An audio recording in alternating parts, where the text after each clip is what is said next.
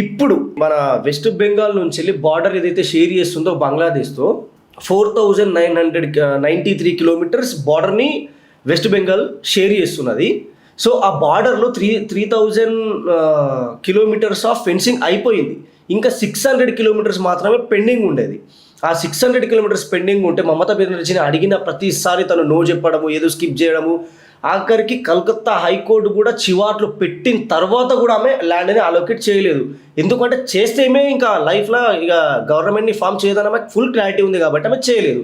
కానీ వీళ్ళు ఎప్పుడు బీజేపీ గవర్నమెంట్ ఎప్పుడైతే ఫామ్ అయిందో అమిత్ షా గారు ఎంత గట్టి హామీ ఇచ్చిండ్రో అని అంటే, ఈ 600 ఎకర్స్ ఏదైతే మాకు అలొకేట్ చేసిండ్రో within 45 days deadline time పెట్టుకొని మేము ఈ బార్డర్ సెక్యూరిటీని మొత్తం కన్స్ట్రక్షన్ చేసేస్తాం.